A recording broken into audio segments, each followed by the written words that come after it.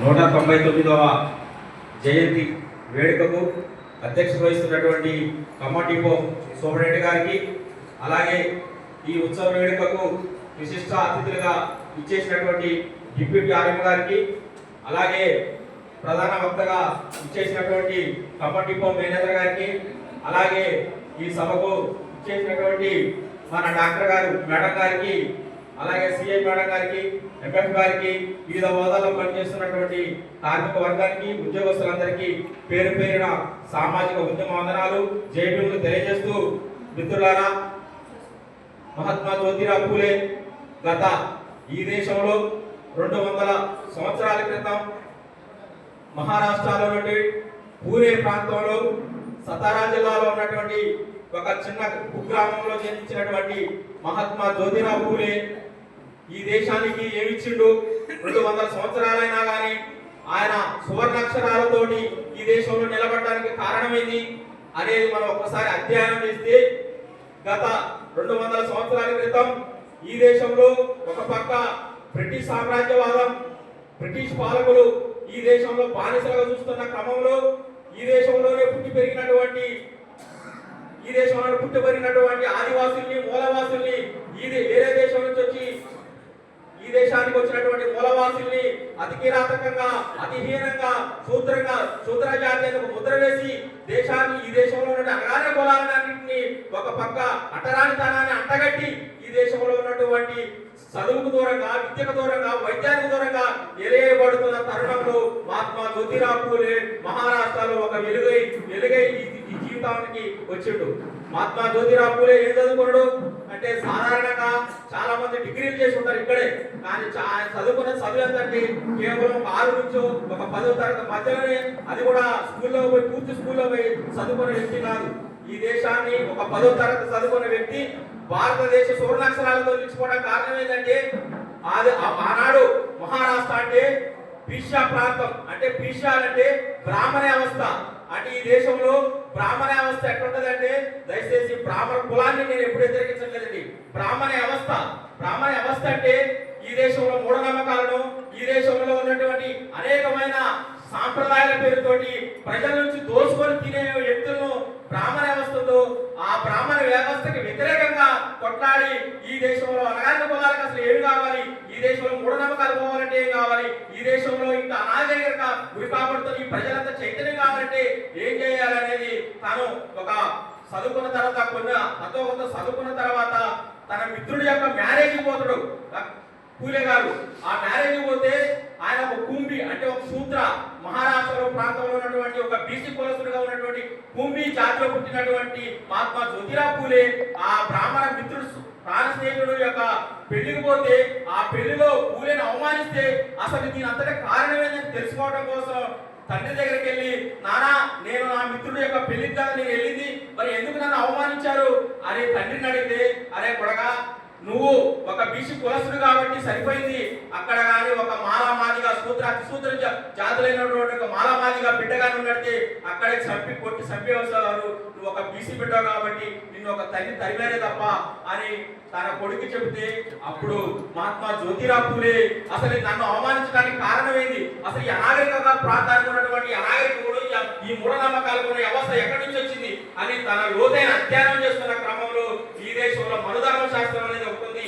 ఈ మనుధర్మ వ్యవస్థను భద్రపడకపోతే, ఈ మనుధర్మ శాస్త్రాన్ని ధ్వంసం చేయకపోతే ఈ మూఢనమ్మకాలన్నీ అట్లే ఉంటాయి. కాబట్టి ఈ మనుధర్మ సంస్థలను ధ్వంసం చేయాలని తాను చదువుకున్న తర్వాత 14 సంవత్సరాలు మహాత్మా జ్యోతిరావు పూలే ఉన్నది. సావిత్రిబాయి పూలేకి 9 సంవత్సరాలకి అతి చిన్న వయసులోనే తన పెళ్లి కావడం జరుగుతుంది.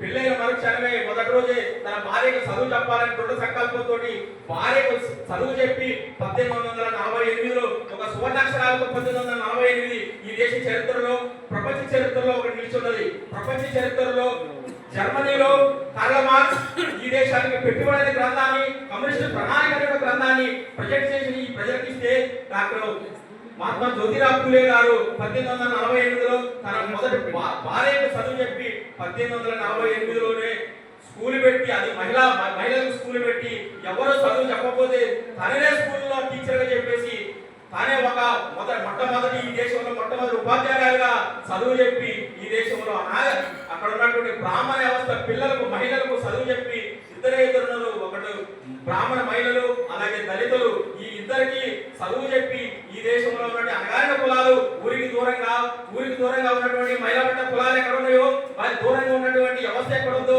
అటరాని తలాలు ఎక్కడ ఉన్నాయో వాటిని అంతే అన్నింటినీ ఎలిగి తీసేసి వీళ్ళందరికీ చైతన్యం చేయాలంటే ఏం చేయాలి? చదువు కావాలి. చదువుంటే వస్తుంది, చైతన్యం వస్తుంది. చదువుకుంటే తెలివితేటలు వస్తాయి. తెలివి ఉంటే చదువు ఉండటం వల్ల అనేకమైన సమస్యలు పరిష్కారం చేసుకోగలుగుతారు. ఆ గ్రామంలో ఉన్నటువంటి సమస్యలు పరిష్కారం చేసుకోగలుగుతారు. అంటే కంపల్సరీ ఈ దేశాన్ని అందరూ చదువు కావాలని చెప్పేసి చదువుని మొట్టమొదట భారతదేశానికి పరిచయం చేసి ఈ దేశంలో ఉన్నటువంటి అందరికీ కూడా చదువు చెప్పినటువంటి మహాత్మా జ్యోతిరావు పూలే దంపతులు ఒక్కడే కాదు. ఇక్కడ మహాత్మా జ్యోతిరావు పూలే ఫోటో పెట్టారు సార్. కానీ దంపతులు అంటే ఇద్దరిని విడివిడిగా తీయడం కుదరదు. మహాత్మా జ్యోతిరావు పూలే దంపతులు త్యాగం వల్లనే ఈ రోజు మన అందరికీ కూడా చదువు వచ్చింది. ఈ ప్రపంచంలో ఈ భారతదేశంలో చదువు నిలబడడానికి కారణం ఎవరంటే మహాత్మా జ్యోతిరావు పూలే దంపతులు. 1873లో ఆయన ఒక గులాంగిరి బుక్ రాశాడు. ఆ గులాంగిరిలో ఏ రాశాడు? ఈ దేశంలో ఉన్నటువంటి అనాగరికులు ఎవరున్నారు, ఈ దేశంలో ఉన్న మూలవాసులు ఎవరున్నారు, ఎవరు గులాంగిరి చేస్తున్నారు అని చాలా స్పష్టంగా ఒక గులాంగిరి బుక్ రాసిన చరిత్ర మహాత్మా జ్యోతిరావు పూలే ఉంది. అలాగే జ్యోతిరావు పూలే 1873లోనే బాంబేలో ఉన్నటువంటి కమ్యూనిస్ట్ నాయకుడైనటువంటి లోఖండే ఆధ్వర్యంలో జూట్ మిల్లులు కార్మికుల కోసం అనేకమైన పోరాటాలు చేసి కార్మిక హక్కులు సాధించినటువంటి వ్యక్తి మహాత్మా జ్యోతిరావు పూలే. అలాగే పూణే పట్టణ ప్రాంతంలో ఉన్నటువంటి అనేకమైన ఆదివాసీలు చేసుకొని అనేకమైన వ్యవసాయ కూలీలు చేసుకుని వ్యవసాయ కూలీల కోసం అక్కడ ఉన్న రైతాంగాల కోసం గిట్టుబాటు ధర కోసం అనేక ఉద్యమాలు చేసినటువంటి మహాత్మా జ్యోతిరావు పూలే. అట్లాగే అనేక మధ్యప్రదేశ్ లో ఉన్నటువంటి ఆదివాసుల హక్కుల కోసం తన గొంతు గలాన్ని ఇచ్చినటువంటి వ్యక్తి మహాత్మా జ్యోతిరావు పూలే. అట్లాంటి మహాత్మా జ్యోతిరావు పూలే కేవలం ఒక అనగానే ఒక బీసీ అనే కేవలం బీసీ ఇవాళ కున్బి అంటే మహారాష్ట్రలో ఉన్నటువంటి కున్బి అంటే తెలుగు రాష్ట్రాల్లో ఉన్నటువంటి ముదిరాజు అంటారు. ఇక్కడ ముదిరాజు ఎంతమంది ఇచ్చారు నాకైతే తెలియదు. కానీ ఒక బీసీ బిడ్డని ఒక బీసీ సామాజిక వర్గాల నుండి వ్యక్తుల్ని కనీసం ఈ మావాడు అని అనిపించుకోవడానికి కూడా కనీసం మహాత్మా జ్యోతిరావు పూలే యాడ్ చేసుకునే శక్తి లేదు. 1800 భారతదేశంలో 1890లో నవంబర్ 28వ తారీఖు నాడు మహాత్మా జ్యోతిరావు పూలే చనిపోతాడు. కానీ అదే ప్రాంతంలో అదే మహారాష్ట్రలో అదే పూణే ప్రాంతంలో 1891 డాక్టర్ బాబాసాహెబ్ అంబేద్కర్ గారు జన్మిస్తాడు. అంటే ఈ భారతదేశంలో బహుజనులకు ఒక్కొక్కరికి ఒక్కొక్క లీక్స్ ఉంటాయి. చైన్ లింక్ ఎవరికి కూడా ఎక్కడ ఎడదీయకుండా ఉంటుంది. ఈ దేశంలో బుద్ధుడు జన్మిస్తాడు.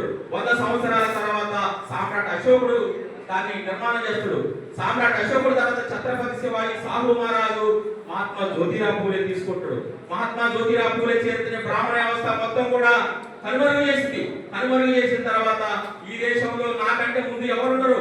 నేను బాబాసాహెబ్ అంబేద్కర్ గారు చదువుతున్న క్రమంలో ఈ దేశంలో నేను నాలాగా నా ఆలోచనతో ప్రకారం ఎవరున్నారు ఏంటనేది ఒక సర్వే చేస్తున్న క్రమంలో మహాత్మా జ్యోతిరావు పూలే సమాధి ఏర్పడుతుంది. ఆ సమాధిని తవ్వి చూస్తే ఇక్కడ జ్ఞానం ఏర్పడింది. ఆ జ్ఞానం వల్ల డాక్టర్ బాబాసాహెబ్ అంబేద్కర్ చదువుకొని ఈ దేశంలో రాజ్యాంగాన్ని రాసి ఈ రాజ్యాంగం రాసిన క్రమంలో అందరికీ రిజర్వేషన్ ఫలాలు అందించి మొట్టమొదట బీసీలకే రాజ్యాంగ ఫలాలు అందించినటువంటి వ్యక్తి డాక్టర్ బాబాసాహెబ్ అంబేద్కర్ గారు. కానీ డాక్టర్ బాబాసాహెబ్ అంబేద్కర్ ఒక ఏసీ ఒక సబ్జెక్ట్ బంధించవచ్చు మీరు. కానీ ఇక్కడ డాక్టర్ మహాత్మా జ్యోతిరావు పూలే ఈ దేశంలో 200 మంది మహనీయులు ఉంటారు. 200 మందిలో 198 మంది కూడా బీసీలే. 195 మంది బీసీలే. ఒక ఇద్దరు ఎస్సీలు ఉంటారు. 195 మంది బీసీలని అందరూ మర్చిపోతారు. కానీ ఎవరు మరి మనం ఒకసారి వారి యొక్క దండం పెట్టు అయిపోదు. వారి యొక్క త్యాగాన్ని వారి యొక్క పోరాటాన్ని మనం ఒకసారి స్మరించుకొని వారు చేసిన అడుగులు కనీసం 0.01 అన్న పోరాటాన్ని కానీ దేనికి ఆలోచన మన ఇంట్లో మన వాళ్ళ యొక్క ఫోటోలు పెట్టుకోండి. వారిని దేవుడుగా కొలుసుకోండి. తప్పేముంది? ఎవరినో కొలుసుకుంటున్నాం కదా. ఒక మహాత్మా జ్యోతిరావు పూలే ఒక దేవుడిగా కొలుసుకోండి.